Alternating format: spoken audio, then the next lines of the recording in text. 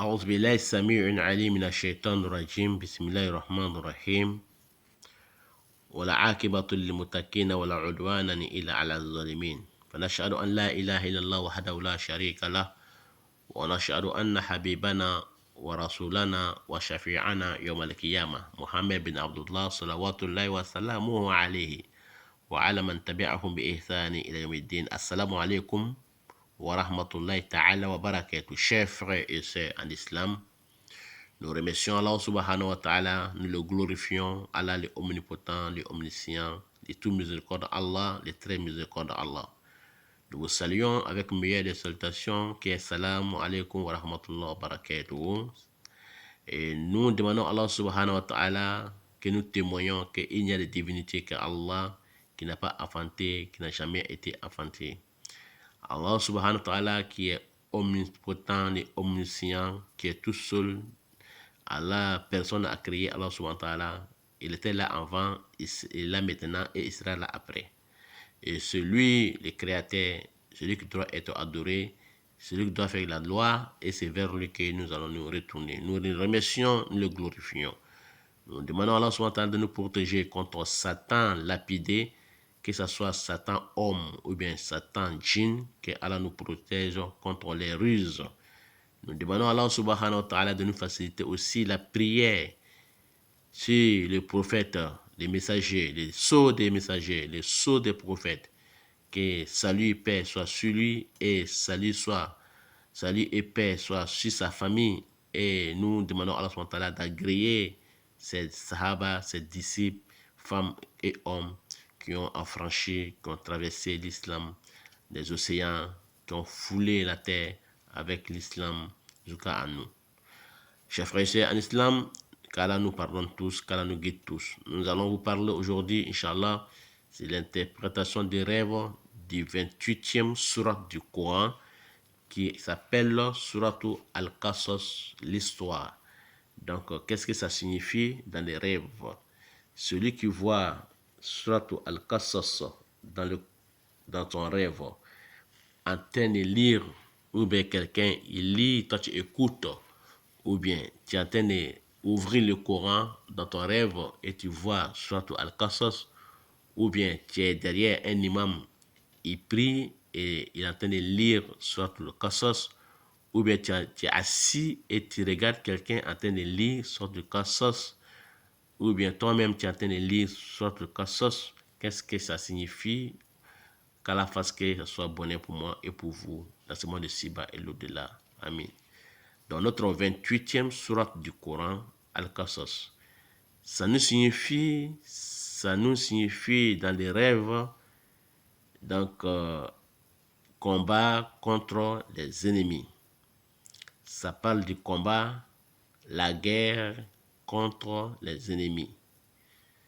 Ça peut nous parler aussi de l'acceptation des repentis de quelqu'un qui a fait des turpitudes et blâmables. Donc Allah acceptera sa repentir. Quelqu'un qui va se repentir, quelqu'un qui va regretter de ses mal, de tout ce qu'il a fait comme du mal sur cette terre, qui a été injuste vers les gens, qui a fait beaucoup de blâmables et turpitudes, beaucoup de péchés.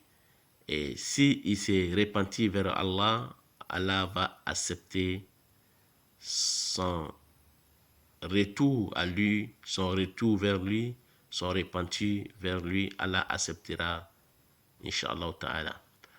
Ça peut parler aussi, chers frères et sœurs en islam, de quelqu'un qui va être humble, qui est humble devant le Créateur, qui va avoir la crainte du Créateur, qui est Rahman, qui est Allah. Et c'est quelqu'un qui va avoir la crainte de Allah subhanahu wa ta'ala et va être humble devant Allah subhanahu wa ta'ala.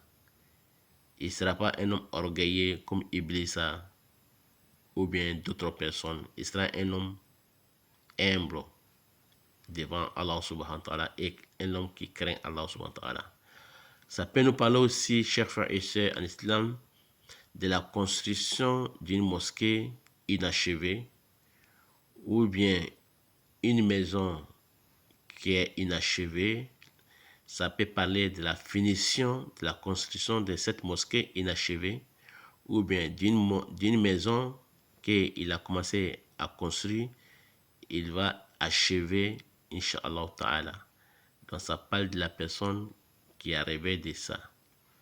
Donc celui qui rêve qu'il est en train de construire une mosquée qui est inachevée, il va entamer son projet. Son projet sera accompli. Ou bien s'il veut construire sa maison à lui, Inch'Allah, le projet va être accompli. Il va réussir, Inch'Allah, son projet.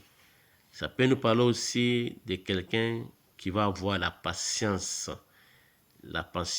l'endurance, quelqu'un qui pardonne, quelqu'un qui tolère. Ça parle de la personne comme ça. Ça peut nous parler aussi, chers frères, en islam, encore des 4 saisons. Les 4 saisons veut dire quoi? L'automne, l'hiver, printemps et comment on dit, ça peut nous parler des 4 saisons qui est l'été, l'hiver, automne et printemps. Donc les 4 saisons, ça nous parle de ça. Donc, chers frères et sœurs en islam, ça peut nous parler aussi de quelqu'un qui a la science de la nature. La nature, les climats, donc ça veut parler de ça.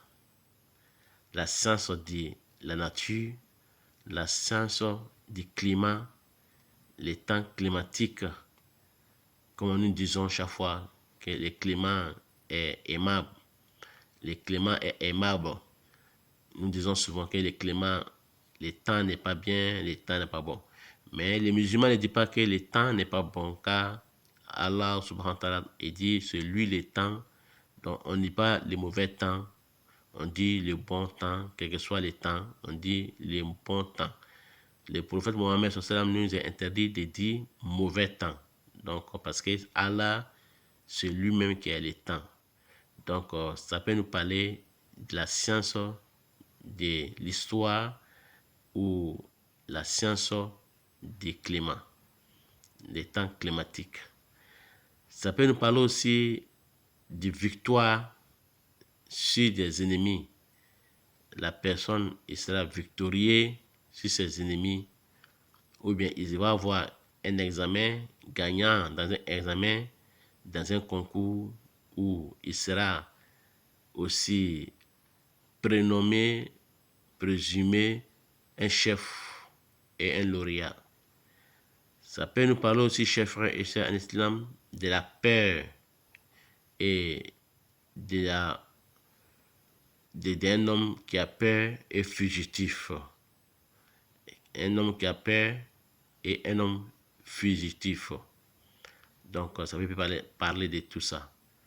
Un homme qui a peur de quoi? Qui a peur de l'autorité, qui a peur des gens, qui a peur des bandits, qui a peur de l'agression, qui a peur des menaces, et il sera un homme aussi fugitif.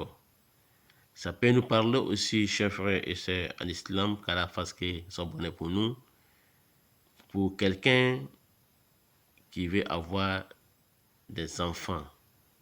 Donc, il va avoir des enfants bénis, des enfants de baraka, des enfants que Allah SWT lui donnera, qui seront des enfants bénis, des enfants qui ont la baraka.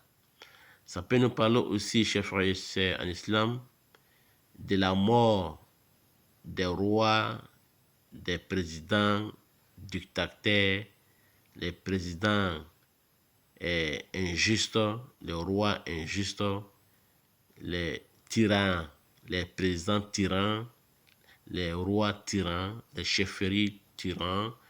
Ça parle de tout ça.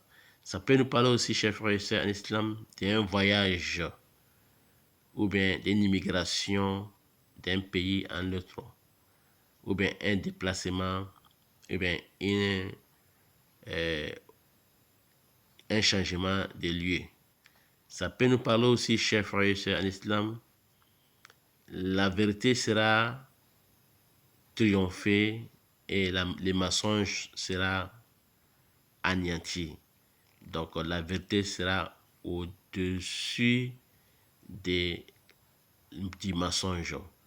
Les mensonges sera en bas et il sera anéanti. La vérité sera au-dessus du mensonge. Les mensonges sera vaincu. Qu'Allah fasse que ça soit bonne pour moi et pour vous. Wallahu a'lam. C'était notre 28e leçon, 28e sourate du Coran, sourate l'histoire, ce que Allah nous a inspiré, ce que Allah nous a facilité en français. Après avoir fait en djoula et en arabe, voilà, nous sommes en face de vous. Nous avons fait en français aujourd'hui. Prochainement, nous allons parler des 29e sourate du Coran, 29e sourate du Coran qui va tomber sur sourate Al-Ankabut. Al-Ankabut veut dire l'araignée. L'araignée, Inch'Allah Ta'ala, ça sera 29e sourate du Coran. Qu'Allah fasse que ça soit bon pour moi et pour vous. Wallahu a'lam wa ila lika. C'était votre frère et votre élève et votre imam, Cheikh Bakar Salah, Kone, depuis la France. Wa ila lika.